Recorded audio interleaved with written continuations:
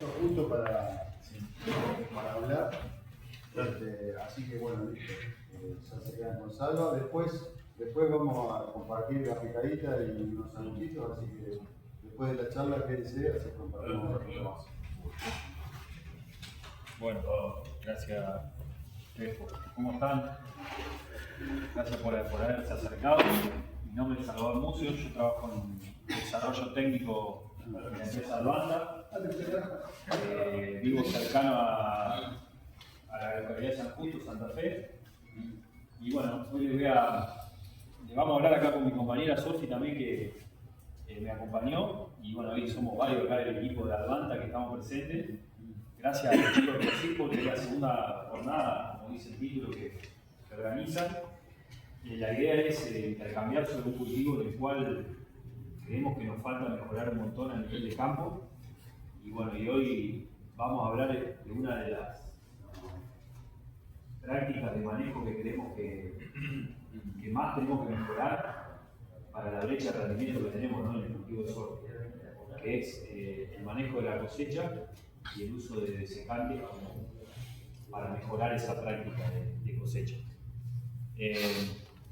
Primero vamos a arrancar nombrando un poquito lo que tenemos como novedad en el portfolio. Sofi, si querés, le voy a dar mi paso a Sofi para que le explique eso y después arrancamos con el manejo de cosecha. Buenas tardes. Sí, el objetivo por ahí era mencionarles muy brevemente los nuevos lanzamientos que tenemos este año para que por ahí los vayan conociendo y los tengan en cuenta. Ahí vemos, esto nosotros en sorgo por ahí diferenciamos los que son los sorgos graníferos, los doble propósitos y los forrajeros multicorte. En primera instancia les queríamos presentar los graníferos. Tenemos como protagonista este año al 2510, que está hacia el lado derecho, que es un ciclo muy similar al 2550, parece que ustedes ya lo han sembrado, lo conocen. El objetivo por ahí en el portfolio es tener una diversidad de híbridos, entonces el lanzamiento es más que nada por eso. A nivel ciclo es similar al 2550, como les decía, y tiene las dos tecnologías, tanto control de malezas, que es Airo, como tolerancia a pulgón, que es Apex. Y después, como para mencionarlo muy rápidamente, el 1202, que estamos hablando de un ciclo más corto, solamente con tolerancia a pulgón. Y por otro lado, el 1250, solamente con tolerancia, con resistencia para lo que es inadaptación. Estos dos híbridos de graníferos son para alto potencial de rendimiento, así que están posicionados para ese tipo de lotes. Ahí, perdón, Sofi, agrego algo. Si bien nosotros a los materiales los posicionamos obviamente como principal uso granífero, quizás para esta zona también sea importante tenerlo en cuenta en algún planteo de silo también, ¿no? Si bien no son los materiales que la van a descoser en kilo de materia seca, por ahí son materiales que van a aportar gran cantidad de grano en ese planteo y nos dan un poquito más de ventana de siembra también. Claro. Después pasando por ahí más a los que son doble propósito, nosotros el objetivo del doble propósito es ya sea que sea para picado o para el inferido.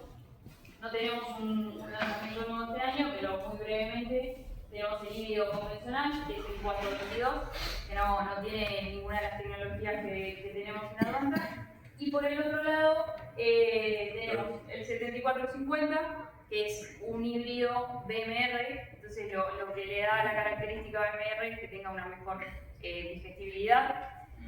Entonces por ahí para planteos en donde la calidad sea primordial es un buen híbrido para esos casos.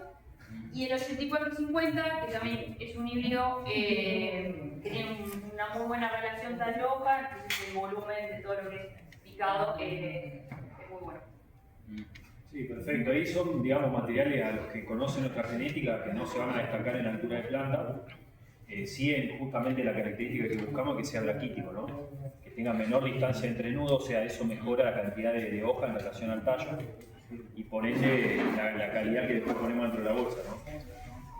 La altura en sí no lo vemos como un parámetro de calidad, más bien iría en contra, ¿no? La altura en un híbrido silero significa que voy a poner más lignina en una bolsa. básicamente estos materiales se van a caracterizar por altísimo nivel de producción de materia seca con contenido de grano muy similar a lo que puede estar en un híbrido de alto potencial en grano. Lo que sí van a diferir respecto a los granos es que van a tener más ciclo, ¿no? Hablamos que son de ciclo completo, ¿no? De ciclo intermedio largo. Sí, son los más largos del portfolio. Y por último, entrando a los forrajeros multicortes, sí tenemos dos novedades. El 2650, que quizás ya lo conocen, pero esta vez tenemos con la característica de que va a salir fotosensitivo y también con tolerancia a lo que es imidazolinona. Esta característica de fotosensitivo lo que hace es permitir un mejor rebrote, una mayor capacidad de rebrote, entonces permite más cortes. Atrasa esa floración, entonces tenemos un mejor aprovechamiento de ese cultivo. Y por el otro lado, el 2850 también es un híbrido muy similar al 2650, lo único que lo va a diferenciar es que es BMR, entonces la calidad de ese forrajero va a estar superior al 2650, pero en producibilidad y en cantidad de cortes y de volúmenes es lo mismo. Bueno, si no hay consulta respecto al portfolio, pasamos al tema de los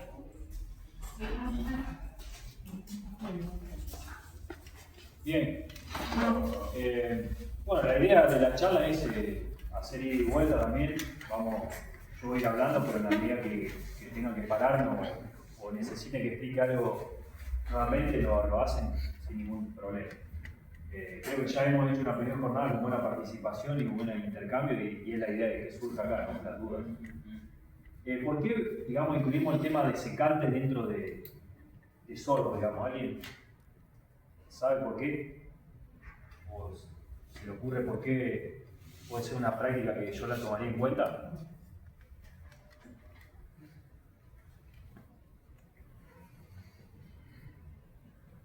Panoja de parejas, con toda la emergencia de panoja. Bien, esa puede ser una. Perfecto. Bien, buenísimo. Perfecto. Hablen a nivel secario para que florece pareja. Bien. Sí, como este año que hay segunda mano. Perfecto. Mucho más verde que la principal. Bien. Bien. Buenísimo. Yo creo que estamos, digamos, el tema de estar con un cultivo que al momento de la cosecha, inclusive llega estando verde la planta, ya eso me está dando el indicativo de diferencia de otros cultivos que yo tengo que pensar quizás en poder incluir o no una práctica de secante. No quiere decir que sea algo que se vaya a recomendar bajo todas las situaciones, pero sí que es algo que me lleva a una práctica más que no la tengo quizás en otros cultivos.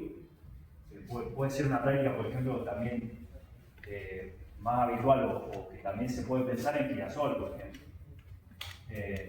Básicamente la planta de sorgo tiene esa capacidad, y mucho más con los híbridos nuevos, de mantenerse verde, o sea, lo que llamamos el style green, que muchas veces lo que a nosotros nos permite, digamos, estando en sorgo, salir de algunas situaciones complejas, ya sea de suelo o de falta de agua sobre todo, y poder sobrevivir bajo esas circunstancias. Justamente esa característica, que es una fortaleza en ese momento, al momento de la cosecha puede llegar a ser complicado, sobre todo si se me junta con alguna floración más tardía del cultivo, o ni hablar si ya me formó grano esa flor. Entonces vamos a hablar hoy de esa práctica de secante y por qué tenerla en cuenta en esta zona, digamos, puntualmente. Hoy estamos en abril, estamos muy cerca de la fecha histórica de primeras heladas también. Entonces, cuando entrar en ese, ya hoy inclusive hubo una helada acá medio suave, me parece. Pero bueno, empezar a tener en cuenta esta práctica y cruzarla con eso, a ver, ¿qué hago? Espero la helada, aplico de secante. Bueno, la idea es tirarle algunos conceptos y algunas ideas, y obviamente que después la definición va a estar de acuerdo a cada lote en particular, ¿no? Eso se va a salir mucho de acá, va a haber que ir a modificar cómo está el grueso del lote. Esa es la realidad, ¿no? Entonces, básicamente, ¿por qué pensamos en el desecante? Bueno, básicamente, lo que yo, cuando pienso en desecante, indirectamente voy a pensar en la humedad del grano, ¿no? Porque tiene una humedad de residuo, o sea, el sorgo que va por encima del 15% de humedad va a pagar costo de secado. Entonces, ¿cómo yo puedo agarrar un desecante y influir sobre esa humedad de grano? Hoy vamos a hablar primero, si tiene impacto o no en la humedad de grano. Y segundo, si eso va a afectar o no la calidad final del producto, ¿no? Básicamente acá lo que ven como conclusión y lo que se han sacado de varios ensayos de hecho es que generalmente la aplicación del desecante no va a tener impacto directo sobre la humedad de grano, o sea, no me va a acelerar el secado del grano. Sí va a tener un efecto indirecto, que es lo que vamos a charlar un poco y vamos a tratar de dilucidar ahora bajo qué circunstancias podría ayudar. Acá es importante también esto, ¿no? Después vamos a hablar un poquito específicamente, pero el tema de cuándo aplicarlo. Vamos a hablar de qué productos se pueden usar, cuándo aplicarlo, en base a la decisión de, estoy perdiendo kilos, si aplico el desecante o no. Bueno, eso lo vamos a tratar de dilucidar un poco con esta presentación. ¿Qué opciones tenemos para aplicar, digamos, desecante o herbicida? Bueno, una puede ser, y vamos a hablar de productos registrados, o sea, para cuál sería un producto posiblemente de usar. Lo que hay que tener en cuenta es que, digamos, como ventaja, es que va a provocar un desecamiento rápido en el cultivo, a diferencia de otro producto que vamos a ver después. O sea, es probable que yo cuando aplique para cuál tenga que estar cosechando a los 4 a 5, 6 días máximo, porque eso que es una ventaja en ese momento se puede transformar en una desventaja por el rebrote que puede provocar el cultivo, ¿no? O defecto. Obviamente que tiene, a diferencia del segundo producto, va a tener menos riesgo de sufrir quiebre de plantas o vuelco de cultivo, porque básicamente para cuándo va a matar la planta. O sea, la planta va a seguir el mecanismo vivo, por ende no va a ejercer efectos sobre la planta. Sí, obviamente la ventaja que todos sabemos, o sea, difícilmente hoy puedo aplicar un paraquat sin riesgo de deriva, ¿no? O quizá hoy, bueno, con dron, a lo mejor si hay algún buen aplicador de dron en la zona lo puede hacer con paraquat. Eso capaz que lo puedan decir usted acá en la zona de acuerdo a los servicios que tenemos recién. Es una posibilidad que está, creo yo, resurgiendo en algunas zonas, gracias al uso que se está haciendo, en algunos casos buenos del dron, ¿no? Que hace unos años que con avión prácticamente no era ni tenía en cuenta esa posibilidad.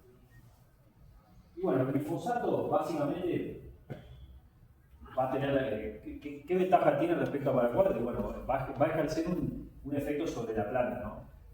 Me va a servir tipo de barbecho, a diferencia de paraquat, lo que sí va a demorar más tiempo. O sea, paraquat hablábamos desde la aplicación a la cosecha 5 a 7 días, el glifosato voy a necesitar 10 a 12 a 15 días, dependiendo de la zona donde esté, ¿no?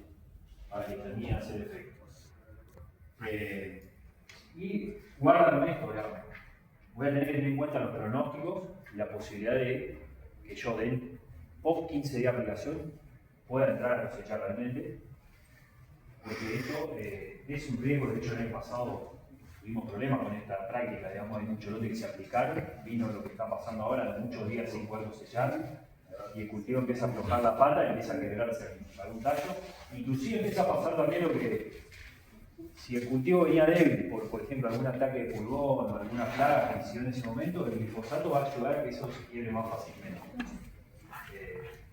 Entonces, el glifosato se puede usar, es lo más común, pero hay que tener en cuenta esto, riesgo de acá la desecación es más lenta, y obviamente que bueno, va a tener un poco más de costo, ¿no? Hoy a precio versus paraquat. Y hoy están usando al 56% equivalente a ácido, 2 litros, 2,3 litros, estaría perfecto. Después también en la acción del glifosato obviamente también inciden a las condiciones que está el cultivo, ¿no? Eso como cualquier maleza, si la planta está mucho más activa, la temperatura está más alta, el glifosato va a actuar más rápido. Hoy vamos a ver algunos casos de la zona de San Francisco que se aplicaron glifosato y a los 10 días estaban entrando, el cultivo estaba totalmente seco. Pero bueno, hablamos cosecha de hace 15 días, 3 semanas atrás. En cuanto a foliosidad, bueno, obviamente va a depender mucho de la calidad de aplicación. Pero ¿qué pasa cuando tenés la segunda panoja por el brote de yema axilar? Que puntualmente en esa situación, ¿qué ventajas te animás a hacer un paraquat puntualmente en ese caso? No, bajo esas situaciones no recomendaría un paraquat, porque, a ver, primero lo que hay que ver es si realmente es necesario aplicarlo. Sería lo primero que yo pondría. Sí. Porque si yo ya tengo un grano formado, significa que yo ya voy a tener un impacto en la cosecha. Quiera apliques o no apliques, digamos, ese grano te va a levantar la humedad y la materia extraña. Salvo que no hele de acá hasta un mes, se puede desarrollar bien, pero vamos a lo que normalmente pasaría. Entonces, por ahí, ver si realmente es necesario aplicar bajo esa situación. Si la predominancia son esos granos verdes, bueno, ahí pondría ahora, si la predominancia es lo otro, quizá ahí sí justificaría. Y bajo ese caso, te diría que sería mejor el. Después, bueno, el momento de cuándo aplicarlo es importante. Primero saber, digamos, que la panoja de sorgo tiene una evolución de, como le decimos, bicícleta, o sea, los granos de la punta siempre están más adelantados que los de la base.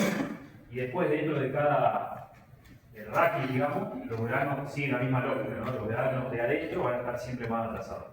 Entonces, cuando yo tengo que definir el momento, y primero tendría que poner una panoja patrón en el lote, ¿no? Que me defina como el promedio o la mayoría, y después ir a buscar justamente si el grano está en madurez fisiológica, dentro de la base, ¿no? de la panoja, que es lo más atrasado. ¿Cómo miro si está en madurez fisiológica? Igual que el maíz, se forma una capa negra, que es un poquito más difícil de ver porque el grano es más chico del maíz, pero básicamente se forma la misma capa que me está marcando que el grano ya ganó todo el peso que puede ganar. Y justamente cuando llega a esta etapa, el grano puede tener hasta 30% de humedad. O sea que es importante, por ahí está bueno saber este momento y identificarlo a campo, más allá del color externo, porque el color externo del grano puede ser variable de acuerdo al contenido tanino, puede variar de acuerdo a un montón de cosas. Entonces, ir a buscar esto para definir el momento. Y fíjense que acá también es importante qué producto voy a usar también. Porque si yo, a ver, el grano está a unos días pasados de madurez fisiológica, hablamos como muestra este gráfico acá. Este gráfico muestra el día 0 sería el día que el grano se formó la madurez fisiológica. Y acá lo que va mostrando cómo se seca para las condiciones de Kansas. Fíjense que acá el grano fue bajando, prácticamente a los 25 días llegó a la humedad de cosecha, que sería 15 puntos, ¿no? Bajo esta condición bajó 0,7 puntos por día el grano. Yo le diría que acá seguramente es mucho más bajo que esto. Capaz que estamos más cerca de los 0,2, 0,3 en las condiciones de abril para esta zona. Pero bueno, esa sería la tasa de secado del grano. Ahora, ¿cómo me impacta bien la decisión del producto? Y bueno, con glifosato yo me puedo jugar y aplicar con más humedad de grano. Con paraquat tengo que estar más cerca de la humedad de cosecha, porque justamente los días que tengo para que se seque, si se va a secar a 0,2, 0,3 y el paraquat yo pierdo el efecto a los 15 días, pierdo el efecto. Entonces, tener en cuenta que o voy a pagar más tasa de secado, ¿se entiende? O pierdo el efecto del paraquat. ¿Se entiende eso?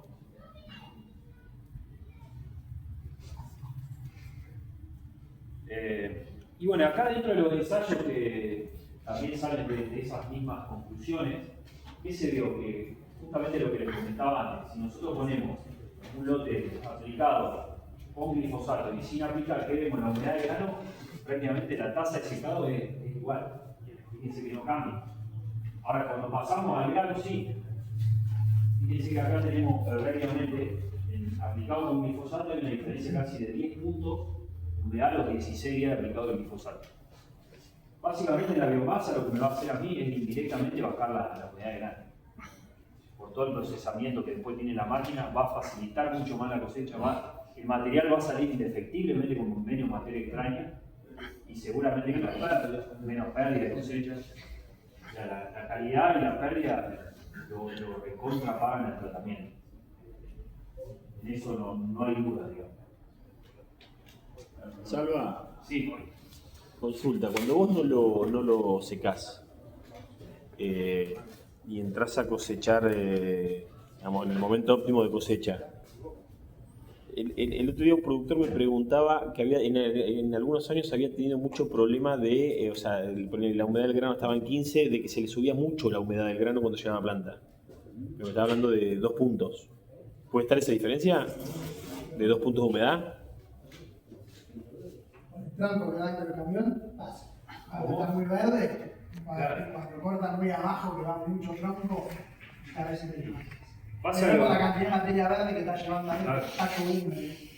Hay que ver, claro. Pero puede haber esa diferencia así de 2 puntos, 2 puntos y pico.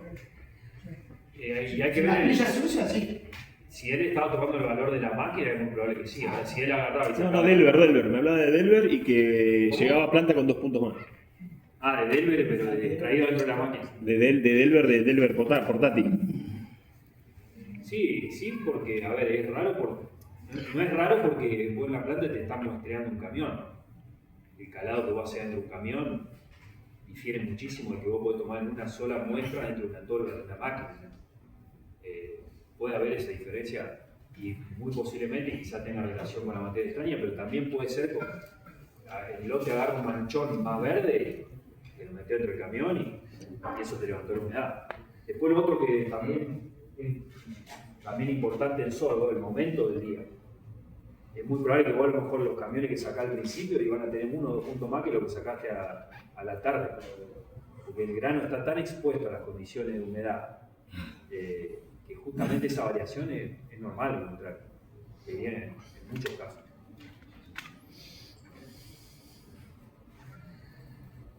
Ahí no se llega a ver bien, capaz que habría que apagar esta luz. Porque acá, digamos, básicamente esta foto está puesta de derecha. Ese era uno de los lotes que estaba cerca de Bauer Ciel este año, que se aplicó el glifosato. Yo consideré que era un buen momento para aplicarlo. Fíjense que acá juntos, esta era una foto promedio, ¿no? Del lote, como sé. El cultivo de allá había largado la flor, de abajo, o sea, con la yema axilar. Porque básicamente acá el sorgo, digamos, lo que tiene es que la yema apical, que es la panoja principal, que una vez que la planta termina de llenar grano, desactiva lo fotoasimilado a esa yema, pero la planta sigue verde y activa la yema que sigue para abajo. Entonces, como los días se van acortando y demás, se induce rápidamente la floración y te genera una nueva flor, una nueva panoja, que muchos lo habrán tenido en el campo. Básicamente lo que hay que, como concepto general, buscar acá es que tratar de que esta panoja, si yo tengo el rendimiento principal acá, que esta panoja no me genere grano, ¿no? Porque si yo genero grano verde acá y le estoy extendiendo 30 días más la cosecha de esto, por lo menos, con la consecuente pérdida que puede traer esto. Recordémonos que el grano del sorgo, que está muy expuesto a pájaros, de grania natural, empieza a sufrir de grania natural. Hemos medido pérdidas de 40 kilos por día, por desgrane y natural. Entonces, hay que identificar este momento y les diría que es como una de las claves, digamos, para definir si aplicar un desecante o no. Si yo voy a tener en condiciones para que esta flor me genere grano, y bueno, de ahí tiene que entrar en juego un desecante. Un glifosato que me frene la generación de grano de esa flor que viene de abajo. Ahí ya vamos marcando un poco algunas pautas.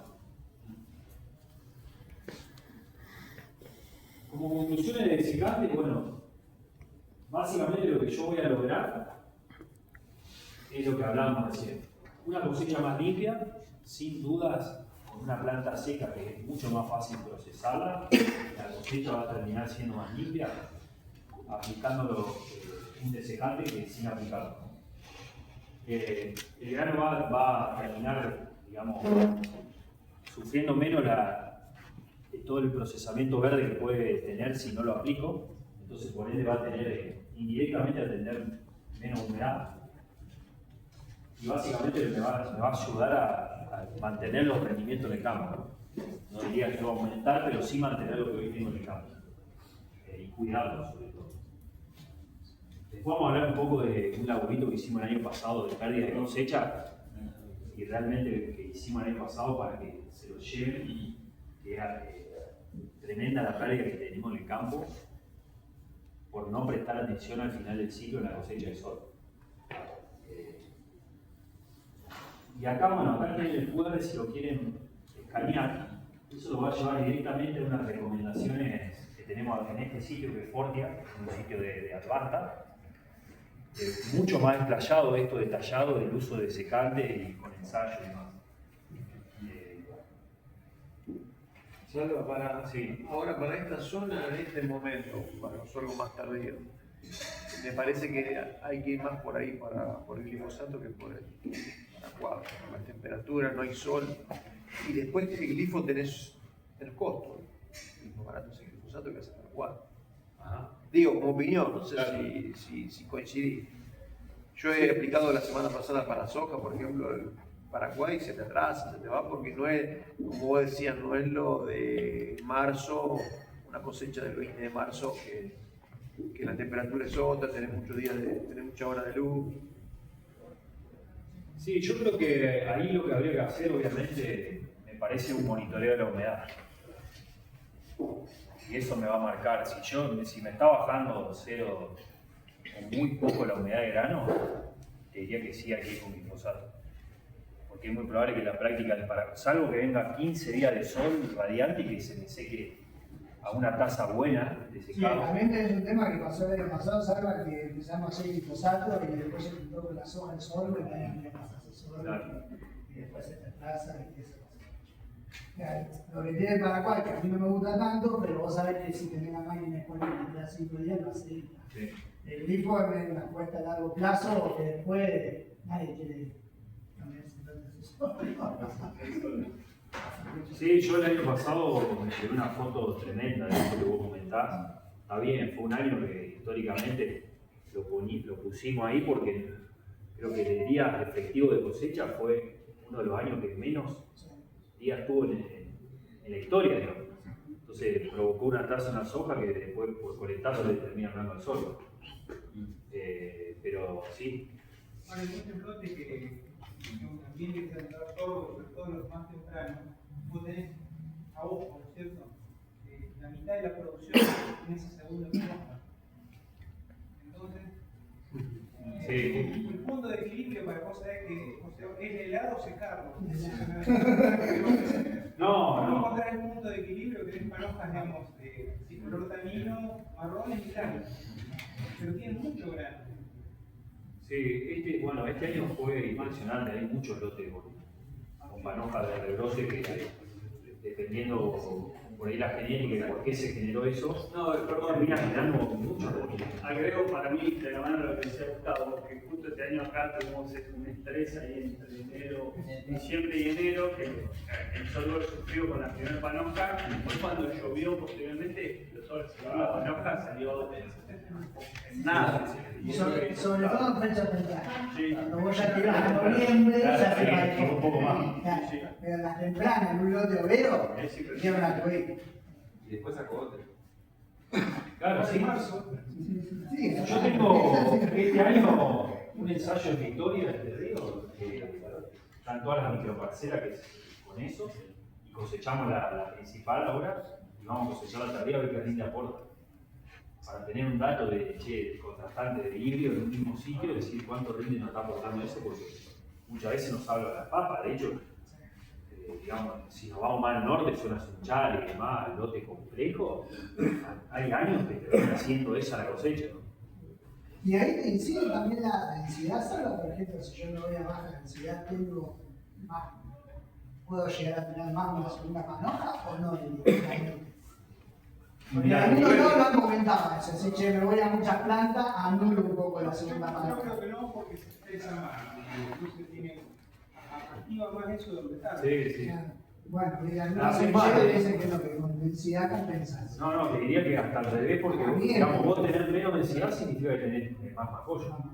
Entonces, el macollo lo que te hace es que la panoja o el meritema apical, en realidad los recursos que manda el sistema apical lo divide en macollo también. Entonces, por lógica debería tener menos. ramificación. Pero bueno, no tengo estudiado. No. Te digo lo que Me me llamó la parece. atención de la otra vez era el comentario. Como dice Gustavo, si vos tenés más densidad en un ambiente que aprieta y la planta va a cortar antes y te va a ramificar más. En los bloques que tienen suelo, digamos, casi 4 o 6, el factor no se lesiona, porque a veces hasta febrero. Y ahí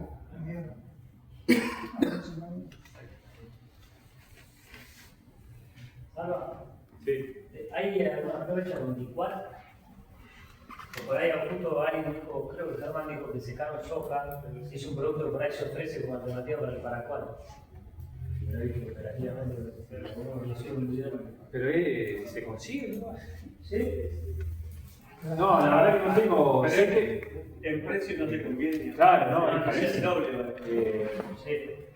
No, sé de alguna experiencia de productores que han usado carfentrazones, ponele, pero también es más costoso. O algunos que le agregan a glifosato, le agregan algún otro producto para acelerar, eso sí.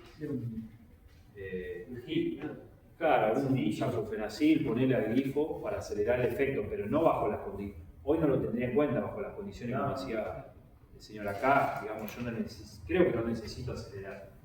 Me parece que alguien monitoreó humedad de grano hoy, a ver cuánto está bajando. Salva, eso, como el muestreo para granos no debe ser respecto al resto.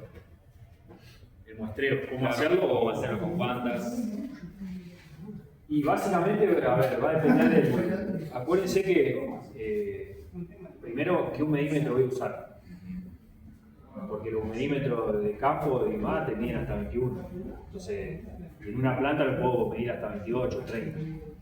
Entonces, si voy a estar ahí en ese rango, voy a tener que llevarlo a un molino, alguien que me lo haga, ¿no? Para decidir el tema de aplicación.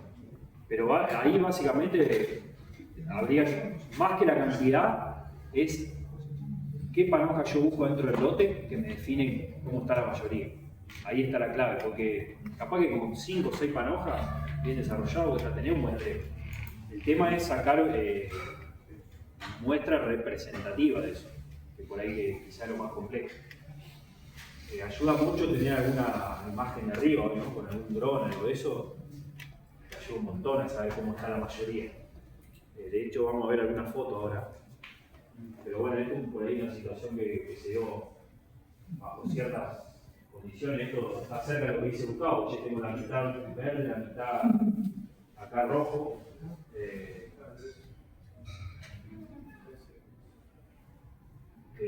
Vamos a ver cómo, acá por ejemplo, esto es una zona de Entre Ríos, si le bajamos la luz ahí, pero esto, fíjense, esto es la zona Victoria, pudimos ver 600 hectáreas que sembró el productor y todo así, obviamente, intercalado. Y si nos fuimos con los dos agrónomos que tienen un productor grande de la zona de Victoria y definimos cuadro a cuadro qué hacer, básicamente. Obviamente que ayudó mucho el dron acá, ¿no? Pero en esta situación, fíjense que casi 90% del lote estaba con grano ya. Acá fue nacer la humedad y estaba creo que en 18. Decidimos aplicarlo, obviamente, para que los machones queden más parejos, ¿no? Y acá, obviamente, que tenemos más de 20 días de diferencia. Un lote, hablamos de sembraba al mismo momento, ¿no? La sembradora cruzó, por acá estaba el camino y sembró esto, ¿no? ¿Y qué había otro antecesor? ¿O qué diferencia hubo entre los No, porque es el mismo lote. Esto es diferencia de suelo, netamente. En zona del Río no encontramos otra. Por ahí puede haber temas de divisoria, además esto tiene que ir con el nivel, con batería y demás. Eso también está incidiendo sobre la uniformidad o no del lote, ¿no? Y no disponibilidad de agua útil me refiero, ¿no? Y es muy probable que venga de ahí, el suelo, ¿no? Quizá este es un suelo más complejo, que tenía menos retención de agua, entonces el cultivo entró más en latencia y se estiró más el ciclo. Y acá el cultivo tuvo agua disponible en el apriete ese de enero que pegó en todos lados y lo pasó mejor acá, ¿no? Esto es un poco lo que veíamos. Este sería como el zoom de esto, ¿no? Acá acá fuimos y nos acercamos acá y encontramos esta situación. Acá no hablamos de un lote que tuvo ramificaciones, digamos. Fueron panojas, fíjense, están como en un bajo, claro, una carga o algo que quedó más compleja el suelo y se atrasó. Después, a ver, yo le voy a traer algunos ejemplos porque de esta campaña, esto por ejemplo son las San Francisco, esto es 25-50, fíjense que el día de la cosecha fue esto, un lote sin aplicar herbicida, humedad de camión, 13,8, ¿no? O sea, es un cultivo que también... ¿Qué híbrido? Esto es 25-50, zona San Francisco, un lote bueno, no un La lote... humedad relativa que tenía en la atmósfera ahí, no la va a tener acá. No. La mitad de julio, Ni hablar. saquéle todos los días.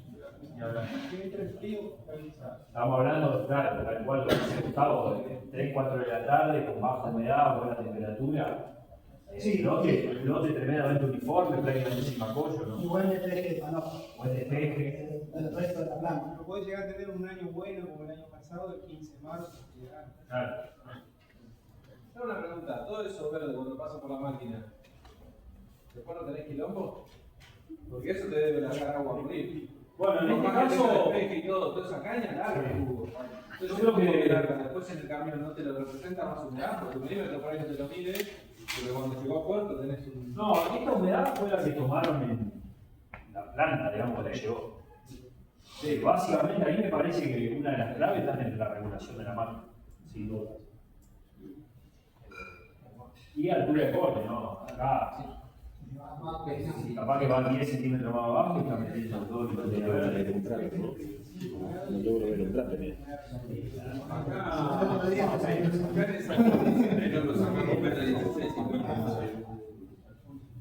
Y es muy probable, por eso...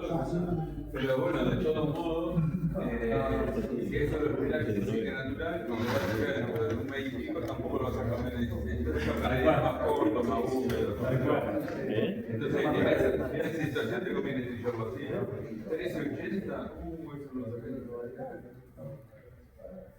Después, bueno, acá esto era un poco, es la misma foto anterior que queríamos seca, en otra parte del lote, acá fíjense que está lo que decía la ramificación, antes de que forme granos.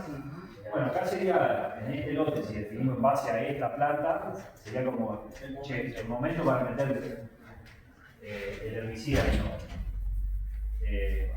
Después de 12 días por aplicación, seríamos esto.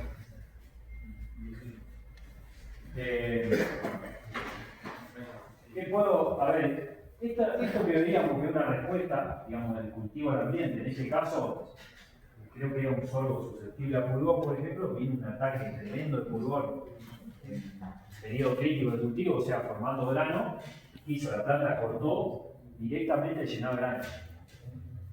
Un ataque fenomenal de pulgón en un híbrido susceptible, ¿no? Y acá yo tengo el rendimiento donde está acá. Y era lo que hablábamos como Gustavo recién comentaba. Entonces, bajo esta circunstancia, y bueno, yo tengo que estirar lo máximo posible la generación de este grano. O sea, acá sí esperaría sí o sí el efecto general. No tendría sentido aplicar el herbicida porque voy a estar reduciendo el rendimiento del cultivo, ¿no? Directamente. Y después, bueno, hay que tratar de evitar llegar a esto. Entonces, cuando venía Belgrano el año pasado, hicimos una dinámica de cosecha, el lote estaba así, era un 12-02 híbrido, y estábamos ahí en fin de abril, principio de mayo, ya le habían pegado las heladas, pero fíjense acá, el tema de evitar llegar es esto, ¿no? Acá se podría haber tomado la decisión, y más con este híbrido 12-02, un ciclo intermedio corto. Seguramente nosotros estábamos muy cerca de la unidad de cosecha cuando esto generó flor. Entonces, este es un lote que se fue, no se lo siguió en tiempo y forma, y la panoja esta, hoy, ¿qué estaba haciendo? Este lote lo estaban cosechando en ese momento. Y estaba la unidad, estaba en 18. Y la materia extraña ni te cuento, ¿no? Esto subía todo, o sea, y aparte de los 400 kilos estaba tirando la máquina. La medimos, porque fuimos a hacer una dinámica de cosecha, hablamos máquina del productor, una máquina nueva, de las verdes esas, con el hijo del productor había la máquina. Y fuimos a tirar el ano y el señor no lo podía creer. Y la máquina estaba andando a 3 kilómetros por hora. No, el otro día creo que estaba en 6.000 kilos más o menos, entonces pero bueno, había mucho para ajustarle a la máquina nueva, parecería como que nos venden que no hay nada para ajustarle. Seguro que andaba con la camisa en soja. Y es muy probable. Es muy probable. Yo no me acuerdo, en ese momento fue Julio Beltramino, que es una especialista en la temática ahí, al lote, y enseguida le dio 2 o 3 cosas en la plataforma, y ni adentro ni me quiero haber imaginado. Pero bueno, esa era un poco la situación. ¿Qué están viendo como pérdida, como tolerables en ustedes? Bueno, acá vamos a hablar de eso. A ver, lo tolerable es lo que vos quieras abarcar como bolsillo, ¿no? Pero podemos tirar un ejemplo de lo que hablaba Gachín en su momento. Creo que es por ahí la referencia más directa que hoy tengo, una de las referencias. Vamos a hablar un poco de manejo de cosecha. Obviamente que yo no soy ni cerca un especialista, ¿no?, en esta temática. Lo que sí le voy a nombrar un poco es algunas cuestiones que estuvimos viendo el año pasado con esta persona que te comenté, Julio Beltramino. Este año lo manejamos con otro especialista también. Les voy a dejar el QR para que puedan ver. Hay un archivo bastante extenso de qué manejar particularmente la cosecha de sol. Pero créanme que mucho de esto está en lo que dice el Señor. Che, la máquina que salió de cosechar soja, así como salió, se metió al sol. Mucho de lo que tenemos en el campo, lamentablemente viene de ahí, arrancando porque se usan distintas camisas, ¿no? Entonces, ¿quién cambia la camisa cuando pasa de soja a sol? No, a veces te lo permite, lo que pasa es que justamente la humedad, si está seco se grana más fácil, pero cuando está húmedo, claro, la cosecha es distinta. En lo que es camisas, ¿no se usa también la primera camisa ciega? Sí, se podría usar. Se puede usar, creo que Ricardo recomendaba eso. No, a eso voy con la pregunta. Se ponía ciega la primera camisa y después que las otras camisas La camisa hay que usar de grano fino, digamos. Si fuera a cosechar trigo. Y la primera ciega era la recomendación. La primera ciega. Depende de la máquina ahí, a ver, en las axiales es muy importante eso. Quizás en la más vieja no tanto. Después, con respecto a la cosecha de sorgo, bueno, ¿qué objetivos vamos a tener? Primero, ¿qué pérdidas voy a tolerar, no? Podemos hablar, una de las referencias que tenemos es Mario Bragaccini, que hablaba del 3% del rendimiento. Básicamente hoy, llevado a número a precio hoy de sorgo en un aro de 56 centímetros de diámetro, cada granito que yo tenga en el aro son 0,20 centavos de dólar. Para que ustedes se den idea de la plata que representa no controlar las pérdidas, ¿no? 20 centavos de dólar. Entonces, una de las claves del objetivo de la cosecha con calidad es no perder sorgo, aparte que el sorgo que yo estoy perdiendo en la cosecha, digamos, es que tiene todos los costos puestos ya, ¿no? Menos el de cosecha, son los kilos más caros, digamos. Y después, bueno, respecto a calidad, acá lo que vemos son básicamente los parámetros de calidad de la bolsa de cereales de Buenos Aires. Que básicamente esto, bueno, lo que te decía, parámetro de humedad de 15% es la base comercial. A partir de que empieza a levantar, voy a pagar la merma correspondiente, ¿no? Y después tengo diferentes grados de acuerdo al daño que yo provoco en el grano, ¿no? Grado 1, 2 y 3. El grado 1 se va bonificado, es el que tiene menos, fíjense, de 2% de granos dañados y menos del 3% de granos quebrados. Esto básicamente sale por ellos lo miden por distintos tamaños en la bandeja en que se para la cosecha. Y fíjense que si yo me voy a un grado 3, que es el que tiene más del 6% de granos dañados o más del 7% de granos quebrados, ya estoy pagando ahí una rebaja del 1,5% por cada punto que sobrepasa.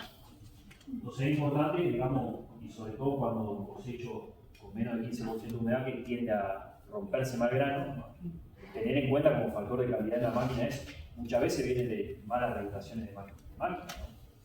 Muy agresiva la máquina, me termina quebrando y termino pagando un costo carísimo eso, por no controlar, digamos, en el momento de la cosecha. Y básicamente, ¿cómo evaluamos pérdida?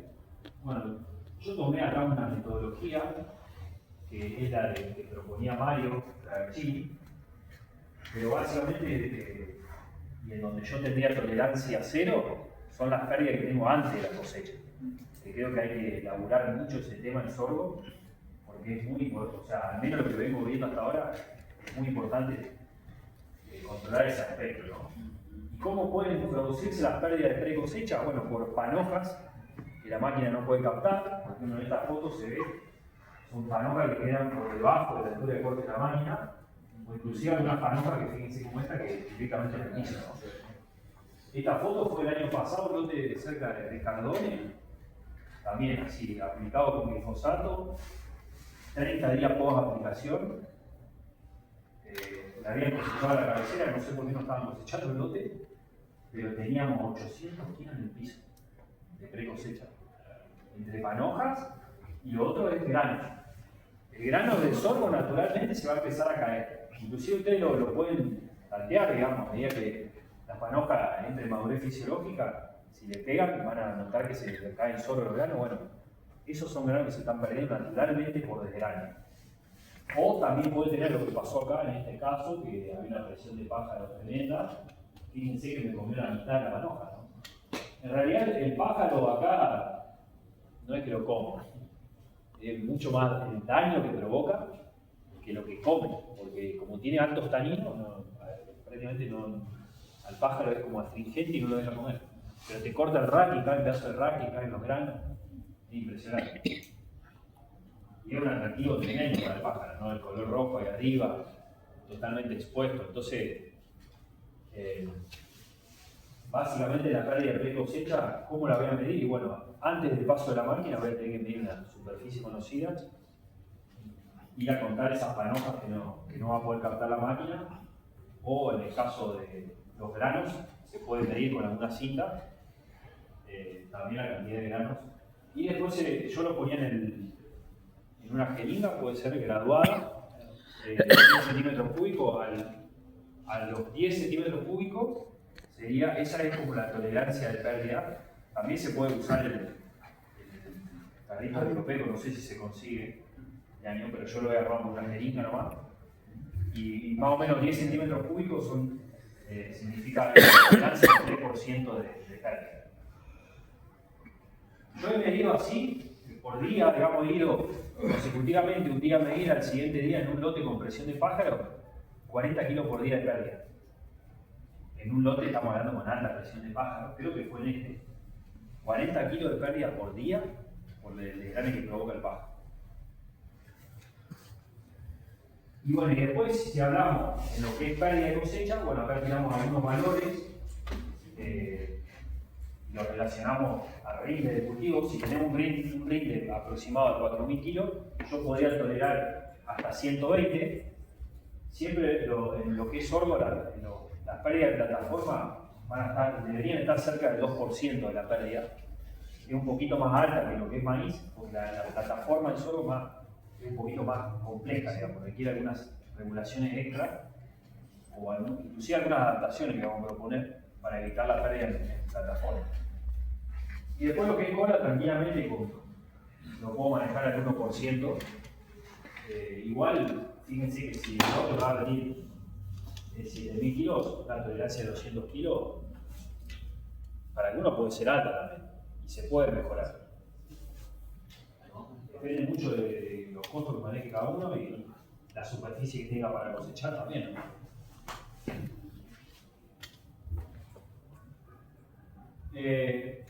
Bueno, fuimos a medir calidad de cosecha, a ver con qué nos encontramos en el campo. El año pasado evaluamos 13 localidades. Fuimos a medir pérdidas de pre-cosecha y post-cosecha, durante la cosecha, con esa metodología que le comentaba que propuso Mario. ¿Qué nos encontramos? Fíjense los niveles de pérdida. Lo de arriba es pre-cosecha, tenemos 400 kilos de pérdida. Año pasado, estamos hablando fin de marzo, abril del año pasado. Mientras la tolerancia es cero. O sea, estábamos dejando 400 kilos en el campo antes de cosechar. Y después en la cosecha estábamos altos también. Fíjense que plataforma hablábamos de 140 kilos pasados.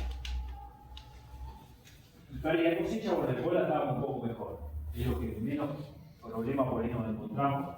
Si bien hubo algunos casos como el que les comenté anteriormente, estos fueron lotes que en general rendían 5.000 kilos por medio. ¿No? Por ahí quizás cuando sube el rendimiento empieza a levantar un poco la pérdida. Pero básicamente hablamos de casi 160.000 pesos que le estábamos dejando tirado en el campo, ¿no? Una locura. Son localidades de acá, no muy lejos de acá, hablamos zona centro de Santa Fe y de Córdoba. ¿Esos lotes los habían fumigado antes de entrar? Y mirá, ahí había casi más de la mitad, sí. ¿Y cuántos días antes? Porque para mí el gran problema está que lo tiramos y lo dejamos ahí y se cae todo. Bueno, y si vienes para acá tenés 5 días y no fuiste en 5 días, estás en el horno. Los días se echó todo. Ese es el mayor problema para mí. Y después la máquina no la termina cortando la panoja porque las cuchillas nunca cortan, y ahí tenés todas las pérdidas de plataforma y ahí venís con todas las cagadas. O está verde y no lo termina de cortar y caen para afuera. Sí, la primera pregunta, mirá, 30 días, 20, 30 días, fácil. Había lote que había 2.000 kilos en el piso, ¿no? Pero cuando vos tirás un grifo, ¿cuántos días después? ¿Cuántos días esperás para entrar a cosechar? Y no más de 15, te diría. Pero bueno, está bien que a esto sumemos un factor climático, digamos, del año pasado, ¿no? Un factor año. Pero igualmente hay un desmanejo importante en eso. O quizá aplicamos el glifosato, muchos productores que tenían soja y sorgo, y fueron a aplicar, a cosechar la soja antes que el sorgo, aplicado. Y no lo midieron en realidad, porque vos de la soja capaz que perdía menos kilos. Capaz que perdía la soja, pero perdía menos plata que si iba a cosechar el sorgo antes que se te empezara a quebrar todo. Digo, si no, no lo tiré. Porque si vas a esperar 30 días, lo agarras pelada. Gastaste la plata del negocio y perdiste tiempo. Dejá que lo agarren pelada y ya está. Como que hay dos estrategias, ¿no? Por ser una siembra temprana, apuntás a cosechar antes de la soja, en un ambiente bueno, no muy restrictivo, que cuando tengas este brote, porque en un año seco, niña, lo sembrás más tarde, en abril, ya la desesperación, quizás seguramente como decimos que va a perder más, a lo mejor esperar un poco que la soja, pero la cultura sojera de... No, ni hablar. Aparte que por ahí a lo mejor el productor que tiene soja y que tiene más grueso, más grande en la soja. Hoy a lo mejor un poco nos puede ayudar, porque nosotros la primera jornada hablamos de fecha de siembra acá, ¿no? Sí. Y no vimos que la primera fecha de siembra sea la óptima desde el punto de vista de la estabilidad y sí quizás del potencial. Pero de la estabilidad y el rendimiento quizás sea conveniente atrasar. Entonces eso, capaz que hay que combinarlo un poco con ciclo, también empezar a regular ciclos, porque hoy tenemos 10 días de diferencia, o sea, 10 días entre un intermedio y un corto, ¿no? Hablamos, por ejemplo, 12CO2 tiene 72 días a floración, 25-50 tiene 85. Entonces, bueno, ahí capaz que para una siembra tardía ya tenga que ajustar el ciclo y esa práctica que hace unos años no era tan habitual en sorgo, porque hablábamos todos del mismo ciclo. Entonces, inclusive nuestro portfolio va a ir también a mejorar ese aspecto, ¿no? A tener más híbridos de tipo ciclo medio corto, lo que nos va a abrir un montón esa ventana de siembra y posibilidad de cosechar condiciones óptimas. Y estos resultados, que fueron los resultados que fuimos a medir nosotros, digamos, haciendo un poco un paralelismo con la zona y con los chicos del área que el año pasado tuvimos la posibilidad de recorrer algunos lotes, 1.296 hectáreas asesoradas por ellos el sorgo, sin discriminar híbrido, ni genética ni nada. Pusimos cuánto le rindió lo que desecaron y adelantaron cosecha, 68,6 quintales. ¿Cuánto lo rindió lo que no desecaron y esperaron a que seque naturalmente? Bueno, 60,7. Y bueno, a ver, indirectamente estamos teniendo un resultado ahí medio parecido al que nosotros detectamos midiendo las pérdidas, ¿no? O sea, casi 8 quintales de sorgo perdido por manejo de cosecha y de secado. Salva, ¿ese es un promedio de todos los lotes en general o es un lote lo partiste a la mitad, lo secaste y lo...? No, es un promedio de 1.296 hectáreas, asesorada por ellos acá en la zona de Pergamino, digamos, de todos los clientes que tenían sorgo y había genética de todo tipo, ciclo. Entiendo que son un lote cierto, pero no es mitad y mitad del mismo lote. Sí, tal cual, ahí obviamente que faltó lote. Ahora, ¿qué pasa, Salva, en esa situación si vos decís sin desecar versus desecado y cosechado al tiempo? Bueno, ahí entra por eso, yo bueno, saco 60, pero me quedan 75 por sentar tarde. Tenemos que acá, por ejemplo, acá creo yo que ese error estaba como eliminado. Y en Amsterdam, sí. A ver, acá, de cómo mitigar pérdida de cosecha, arranca la siembra. Como le decía recién a Gustavo, primero hay que arrancar la elección de híbrido y acorde a la fecha de siembra y ciclos, ¿no? También. Pero hoy tenemos el factor ciclo. Monitoreo el control de plaga, ¿por qué? Porque, por ejemplo, a ver, el pulgón es una plaga que a lo mejor no me va, en un híbrido tolerante yo la puedo regular y demás, o puedo jugar un poco más con los umbrales y no me va a pasar factura en el momento que está incidiendo la plaga, pero sí quizá al final del ciclo. Porque si el pulgón no se aplicó en tiempo y forma, por ejemplo, el periodo clínico del sorgo, la planta tuvo un estrés más. En ese momento le hizo alguna removilización de tallo que la voy a subir a la final. O sea, un efecto, estamos hablando de un efecto de pulgón que puede estar en floración, que me va a pasar factura al final del ciclo, por no haberlo aplicado. Ni hablar, por ejemplo, si tengo, no sé, diatraea, este año apareció un montón de diatraea en algunos lugares, si no lo monitorea a tiempo y demás, me va a pasar factura hacia el final la pérdida de cosecha también.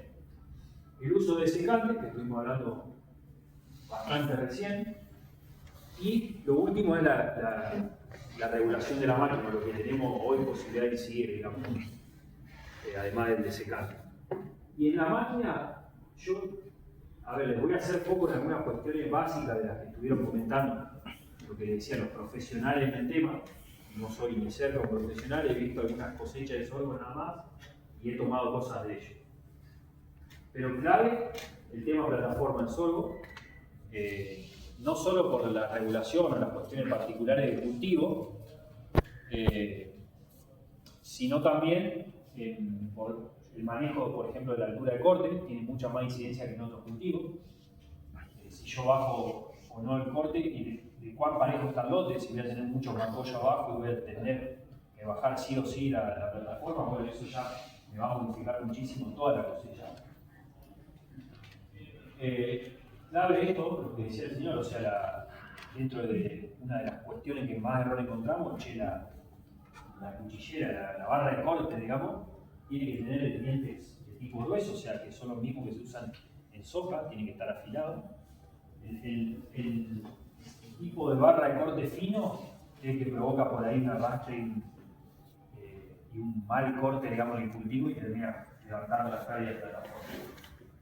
Esta es una adaptación que propuso Ricardo Martínez Frey, que también, como decía, es un especialista en el tema.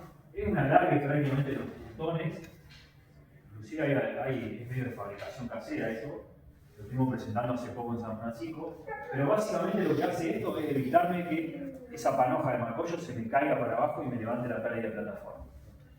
Porque lo que hace es que se engancha en estos alargues, digamos, y le permite arrastrarlo junto con la planta que viene adelante. Después, esto es algo muy antiguo, fíjense, una máquina, no una Bernardín, pero es una pantalla. Sí, y esto es muy frecuente ver, el revoleo de panoja, la panoja que se cae por acá atrás, y se soluciona a lo mejor hasta haber visto con una. Lo que pasa es que si vos el sorgo se les da la velocidad con un nicho, mejorar la pérdida de corte. pero se le da la... Claro. Le entregas más parejo, pero revolea. Yo tengo esto. Claro, yo también. Ah, bien. Ah, buenísimo. El gasol se usaba en una época. Sí.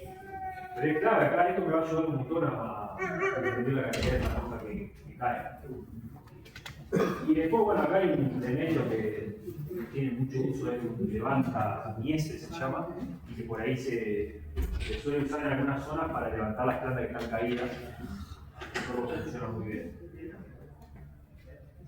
Y después, respecto a la máquina, para cambiar un poco el color, no, como le digo, no le voy a nombrar nada específico, simplemente decir que este es un error muy común de encontrar. Las pérdidas, che, no puedo controlar las pérdidas, me está tirando. En sorgo, este año me pasó, dije 8.000 kilos, zona de San Francisco, y fuimos a ver la máquina, tenía el cóncavo de soja, digamos, de gruesa, y no había forma de regularla. Es clave entrar con un cóncavo de fina, digamos. Si viene un cultivo de gruesa del año, digamos, el cóncavo que va es y créanme que el ótex que rinden es tremenda la diferencia de cosecha que hay, ¿no? Imposible colar con el otro, colar bien con el otro cóncavo.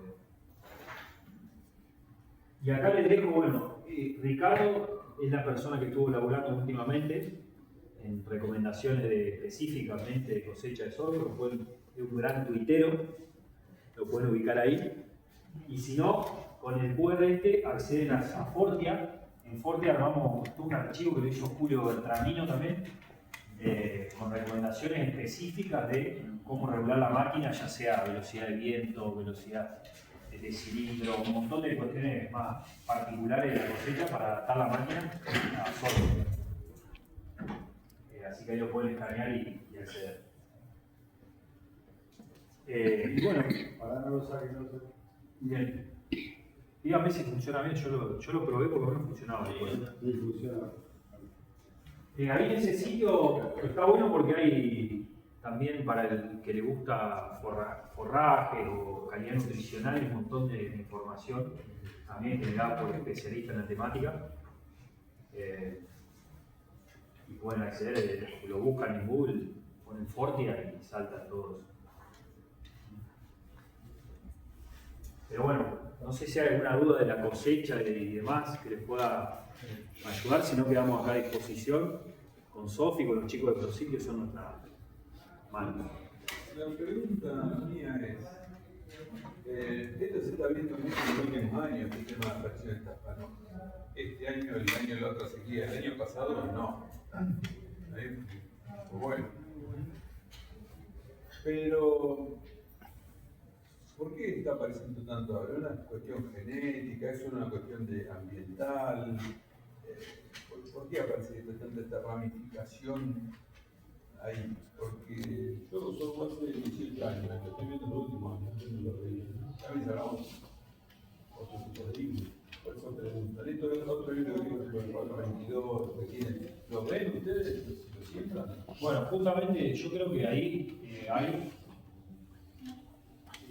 Si voy por el lado del ambiente, me parece que no. No me alcanza. No sé si hay. Sí, a mí tampoco, por eso. Yo creo que es mucho de la genética.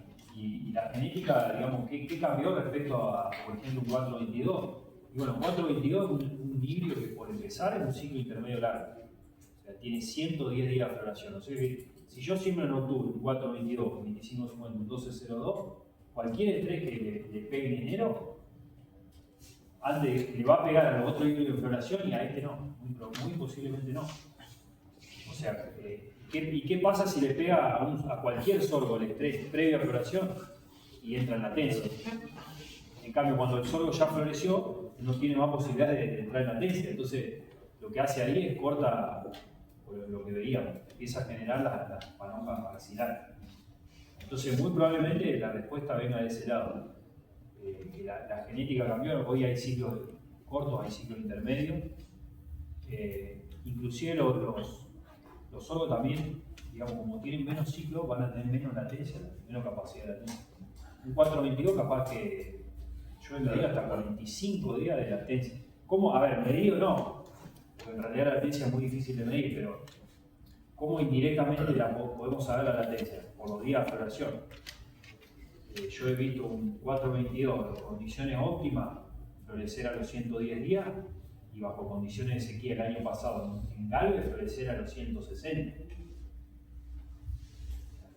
O sea, hay una diferencia. Mientras eso, por ejemplo, un 1202, un ciclo intermedio corto, nunca va a encontrar más de 30 días de diferencia entre los días de floración sin o con latencia. ¿Se entiende eso? Si el sorgo puede entrar en latencia, puede zafar ese periodo de estrés sin tener que generar ramificaciones. Ahora sí. ¿Qué nos conviene como productor? ¿Qué nos conviene? ¿Qué nos conviene? ¿Apuntar a generar alto potencial pero con estos problemas? ¿O apuntar a un híbrido más estable y sin estos problemas? No, básicamente depende de lo que uno quiera, ¿no? Hoy por eso es la pregunta. El objetivo, digamos, si el objetivo es lograr alto rendimiento, y yo iría con algún material, digamos, con incorporación de tecnología, básicamente, que me permitan lograr alto rendimiento. O sea que ahí también lo acompañar con ambiente. Tal cual. Ahora, si voy a un ambiente... Eso es lo que no manejamos. Claro. Eso es lo que no manejamos, el ambiente. No, pero a ver, nosotros sabemos más o menos en septiembre cuánto va a llover, si va a ser un año niño o no, y también sabemos de antemano si lo vamos a sembrar en un suelo clase 7 o en un suelo clase 4. Entonces, si usted me pregunta, bueno, yo en un suelo clase 7 iría por esa técnica, digamos, de buscar un híbrido ciclo intermedio largo, obviamente resignando la posibilidad de controlar bien maleza y llevando corto pulgón amarillo, ¿no? Como dos cosas así, digamos, de manejo en general, pero son cosas que uno va a tener que poner en la balanza a la hora de decidir qué genética sembrar, sin duda. Pero es una cuestión de genética, o es una cuestión de descarte por ciento. ¿No será lo mismo que genera, por ejemplo, la soja de octubre y la hoja verde, digamos, ¿no es cierto? Que no muere la condición ambiental adecuada y cuando vuelven los recursos arranca de vuelta. No, estamos de acuerdo. Sí, por eso, pero ¿qué? No, a ver, 4.21, por ejemplo, yendo al 4.22 específicamente, no quiere decir que no vaya a tener ese rebrote, ¿no? Si el estrés ambiental le pega post floración, es muy probable que lo tengan también. O inclusive, si 4.22 uno lo deja, a mí me ha pasado, en lotes, nosotros hacemos los ensayos que se llaman como screening o pantalla para pulgón. Que lo dejamos, si viene pulgón, que lo afecte pulgón amarillo. Y bueno, con 4.22 lo he visto. El pulgón amarillo le empieza a... Hablamos lote de altísima presión, que no se controla químicamente, y el cultivo corta a la panoja principal y activa la yema axilar también.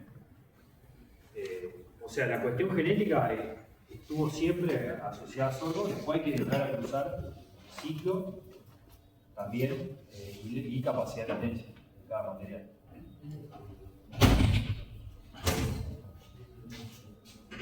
Pero vos decís más por Yo creo que va más por ahí y adecuación a... También tener en cuenta la fecha de siembra, ¿no? O sea, empezar a pensar... En cuanto a fecha de siembra, que visto, bueno, fechas tempranas, menos problemas. Al contrario, o sea, yo en una fecha temprana, a ver, voy a tener menos problemas capaz con un 4.22. Pero saliendo de ahí, con cualquier otro híbrido voy a tener más problemas. Una siembra de producto. Estamos hablando de la ramificación. Sí. Más problemas. Porque básicamente, digamos, yo en la siembra de octubre lo que voy a hacer es a cualquier ciclo intermedio o intermedio corto en esta zona, el periodo crítico lo voy a poner en enero. ¿Y fecha temprana en esta zona cuándo sería? Pongámosle en 20, 30 de octubre. Eso es temprano. Sería para mí, no sé, díganme ustedes. Antes de soja. Antes después de soja. El 20 de octubre al 15 de noviembre no te lo vas a hacer nadie, digo, pero antes o después.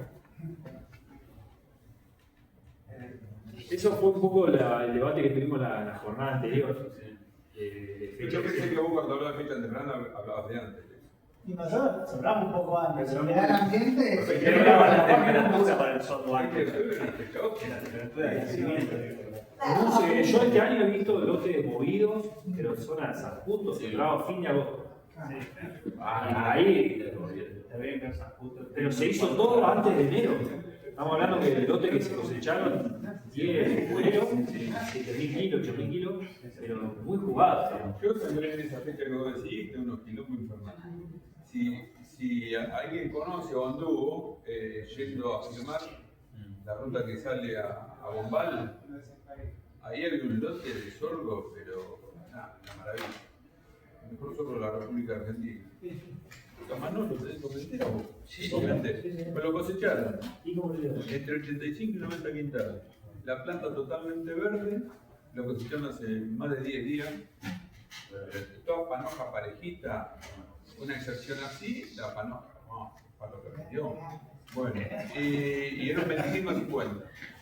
Sembrado el 20 de octubre. No, era un 25. 20 de octubre. Estaba esperando el 20 de octubre. No, lo busqué, tengo un colega amigo ahí que me tenía que averiguar esto un poquito, saber qué pasó. Bueno, yo tengo el 25.50 en esa condición. Nada que ver. ¿Y estaba sembrado por ahí también? ¿O más adelante? No, ese está sembrado un poco más tarde. Para el 26, 27. Pero bueno, acá les pegó mucho más la sequía. Ellos están sacando 110, 120 quintales de maíz. Sí, yo creo que con la foto ahora con el diario del lunes, digamos, no sé, lo que estuvieron en la charla de fecha de siembra, creo que este año fue, me parece, Gustavo, también fue el año estadísticamente normal de que pegue alguna seca en enero. Entonces, era la práctica de atrasar la siembra, creo que este año, bueno, un impacto enorme de cosas. Claro. Que digamos es por ahí el ambiente que más, o sea, solo tenés con la uniformidad, el ambiente mejoró en febrero, todo lo contrario.